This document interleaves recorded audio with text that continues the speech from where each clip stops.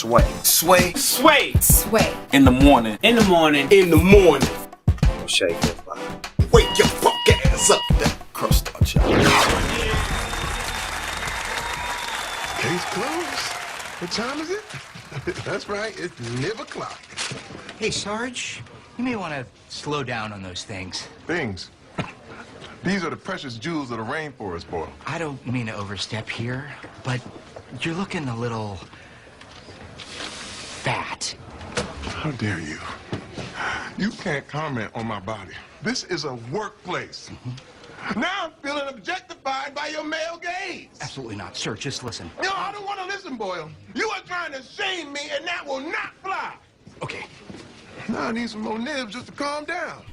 That's from Brooklyn Nine-Nine. Season 3 airing Sundays on Fox, 8:30, starring our good friend, the one and only Terry Crews is here, man. What's up? What up, Terry, man? Hey, Man, I enjoy watching you all the time, but I'm happy because Brooklyn Nine-Nine is touching on issues that are very seldom touched on in this day and age, in this society. And that's the sense of male being objectified, men being objectified by other men. Who would have thought? Nah, man, this is something I told Heather about a lot, and she just kind of sweeps it under the rug. No. So a lot of times, gay men objectify me. Oh no, you get see what men don't know, that everybody can be objectified. You know what I mean? If you treat, it's funny because athletes are objectified.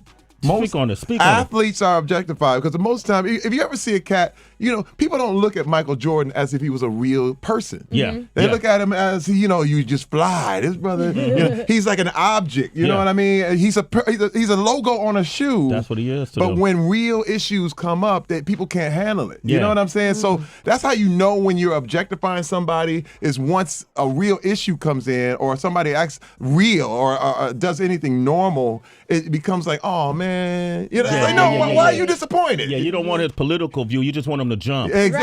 It's like, hey man, just shut it. It's almost like a strip club. You know, you know how they do it? Like, just get on the pole, don't talk. It's almost like just jump in, put the ball in the hoop, don't talk. Don't talk. Right. Don't talk. You don't have a right to speak. You don't have a right to have an opinion. Just do your thing. And it's funny because actors are objectified all the time. So you get that a lot? You know what I get? Cats is coming up to me, and I don't mind the fact that they love my movies and love what I do. But when you don't know me and you go, "What up, Damon?" I say, "Hey man, that's not my name. How you doing? That's not my name, though." Yeah. And they go, "Oh, but you did that part, but that's not my name, bro. My name is Terry Crews. How you doing? How you doing?" Right. And then they go, "Oh man, you human. Man, I want you to be that guy all the time. Do they ask you to shake your test? They do the Peck thing. Do the Peck thing. I'm like, well, you know how much that costs? I'm gonna tell you the story. No, I'm gonna give you a story. This is for real. Oh, I love this story. We ready. I was leaving the Super Bowl because it's the Super Bowl where the lights went out. Remember that one? Oh, It was Beyonce. New Orleans. Yeah. I was there on 50-yard line. Good for you, Sway. Oh, I'm sorry. My bad. I'm sorry. No bragging. Not to brag. Not to Back brag. to you, Terry. But I was leaving. Me and my wife, we said, you know what? It'd be safer we watch the rest of the game from the hotel. So we leave. And this dude comes out of the way. He comes out with his girl. He been drinking the whole thing. His brother, and he's like, "Hey, man, that's that fool right there. That's that nigga right there." And I'm like, "Hey, how you doing? How are you? That Damon right there. Hey, man, do the Peck thing, man. Do the Peck thing." I said, "Look, man, I'm about to go to the hotel. He said, "No, man, do the Peck thing. I'll make more money than you niggas. Do the Peck thing. I'll see it." I said, "You know how much they pay me to do that?" He said, "I got money. No, I got money. I'll pay you." And then he pulls off his ring, and it's a diamond ring, like he got from college or something. He's been drinking, right? Yeah. He puts it in my hand. He said, "Do the thing." I said, "Okay." And I did it. And I walked away. I said, "Thank you very much." He was like, No, give me my ring back, man. I said, "No, bro, you paid me." Yeah. I said, "You paid me." Yeah. Wow. Yeah. Thank you very much. Yeah. We just conducted a transaction. There it is. Yeah. Good night. And he was like, "No, man." Now he started getting heated. His girl was back there like, Lord, because he didn't know he was about to get his ass whooped. Yeah. Because if he had touched me, it was about to go down. Yeah. But I said, listen to me. I am about to help you. I held his hand out. I put the ring back in his hand. I said, "Hey, man, go home. Relax. Have a good time with your girl." Yeah. Okay? I'm going to go home. It'd be all good. He was like, all right. You trumped that mark. But you know what I wanted to do? I wanted to throw the ring in the street. Yeah. I wanted to throw it down a manhole. I wanted to do that, but I said, I can't.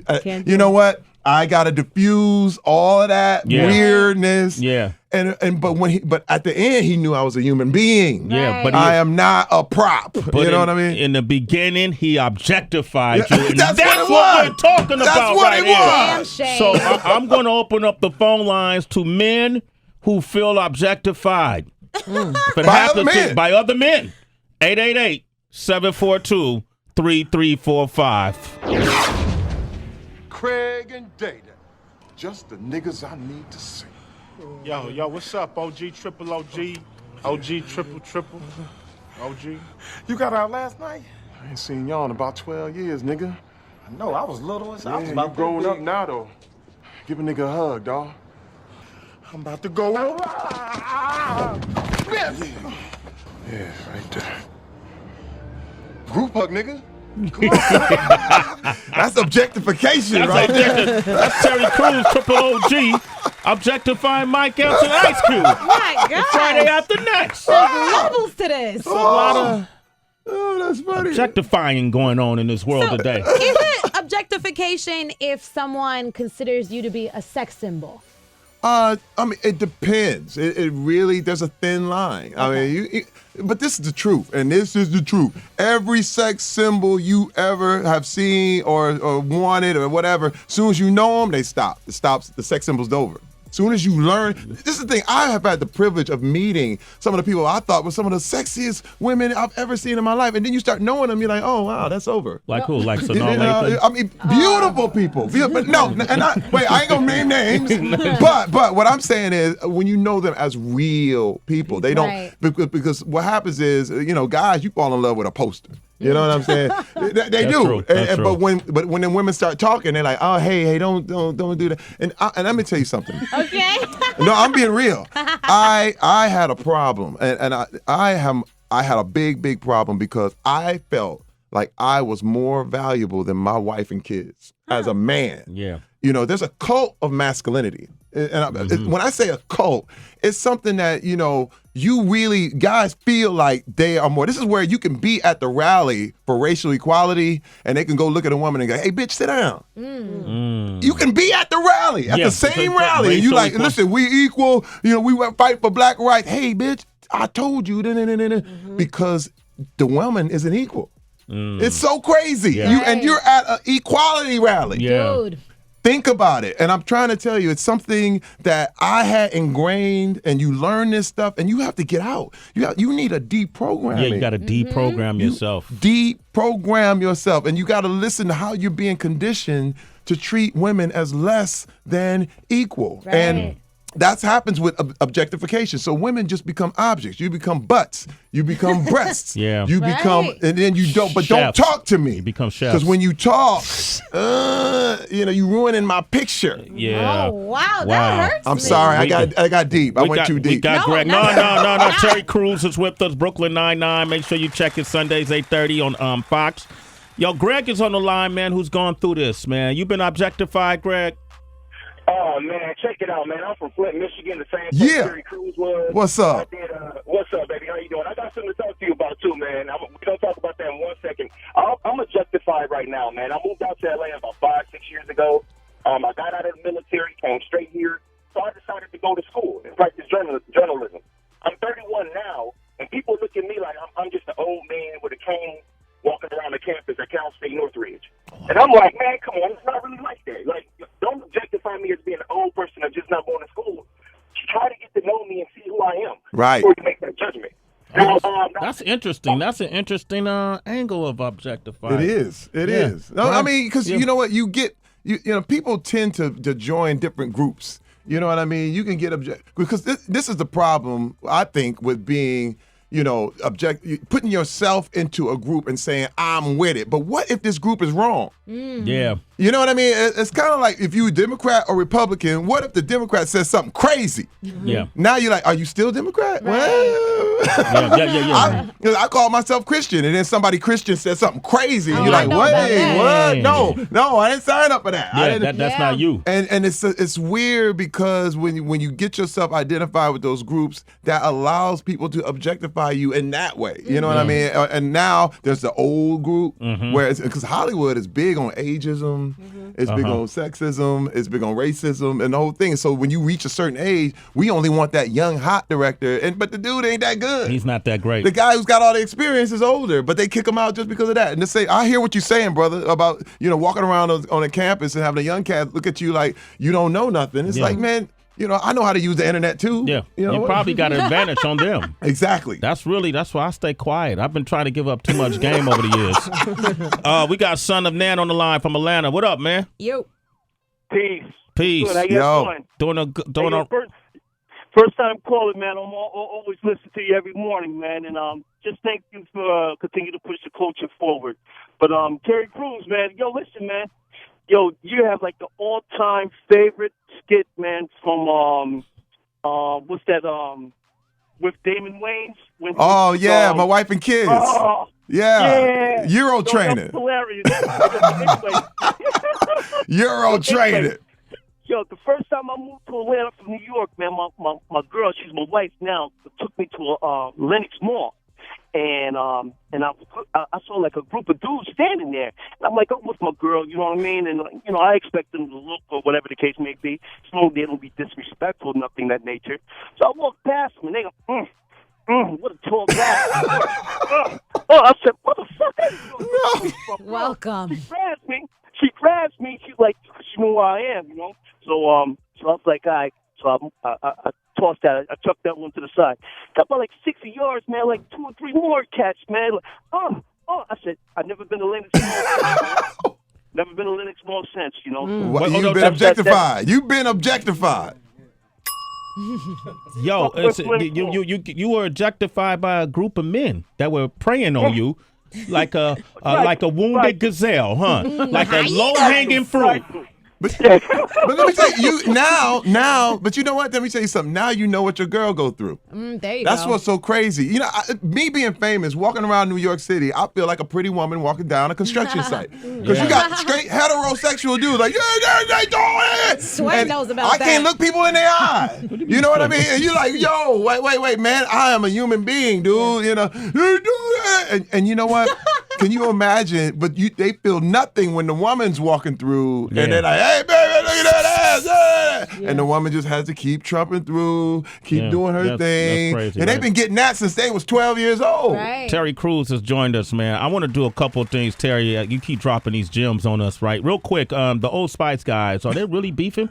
It's real beef. Real Bear beef? Glove or Timber player. Yeah. It's Bear Glove or Timber. I'm going to tell you, what side you on? What side you on? I don't know, You better man. be on Bear Glove. That's all I know. Okay, that's the side I'm on, T. Don't come at me like that. Stuff in here. Okay? It's better than a rap battle right now, man. It so is. Okay, now we got a game DB came up with specifically for you. That's right. It's called Keep It Real. Uh-oh.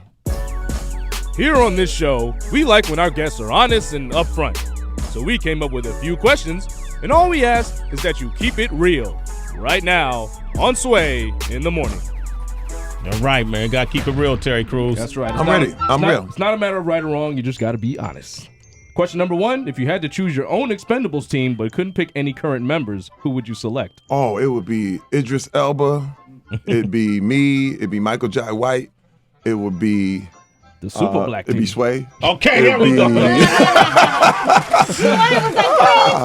Yeah, it would be crazy. That would pretty much be, that's how we would roll. Expend the Negroes. Okay. Yeah, expend the rolls. Let's see if I got time in my schedule, Terry. Thank you. Yes. All right, number 2. You're working with Adam Sandler again in The Ridiculous 6. Tell us something about him that most people don't know. You know, he's real introspective. A lot of people don't know he's a deep dude. You know, you think, hey, Terry, but he really gets into we talk family. He's all about his family, and he's a deep, deep dude. That's dope. We have really deep conversations about life and the whole thing. And a lot of people just think he's just silly, but it's not that way. Okay, I wouldn't have guessed that. One person you wouldn't want to fight. Wow, Mike Tyson. No matter what, Yeah. no matter what, he's Smart my boy. I'm always on your good side. We were doing lip sync battle. I was like, "You okay? Everything all right, man? I can get you some drinks or something." Oh, I got another guy I wouldn't want to fight. Suge Knight.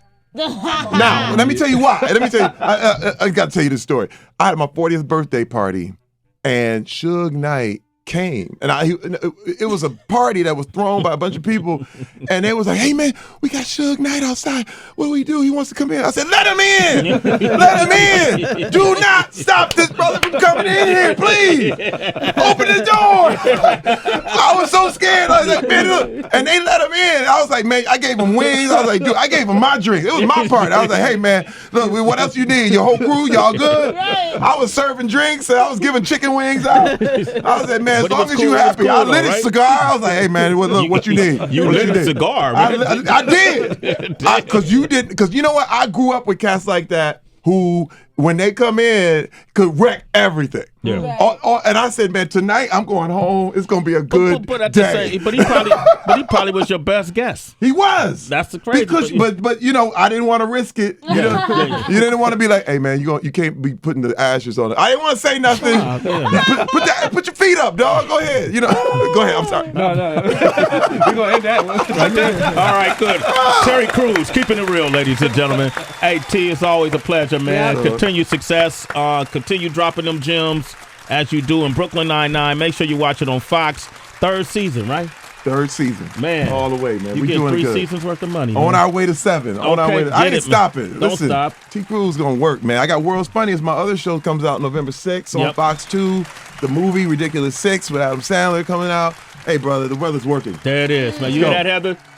And if he does another Expendables, I'm in it, damn it. All right, okay. All right, Sway. I'll put you in the Old Spice commercial with me, too, man. I'm down, Pumping man. Bear Glove all the way. I'm down. Bear Glove. I got it. All right, up next, we're going to be talking about something that's kind of prophetic that happened with Back to the Future in your life today.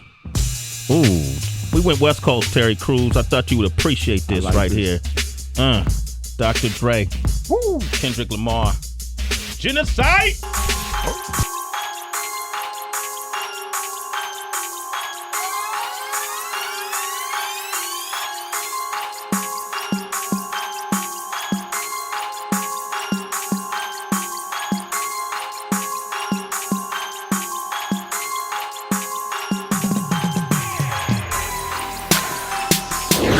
It's Sway in the morning, only on Shade 45.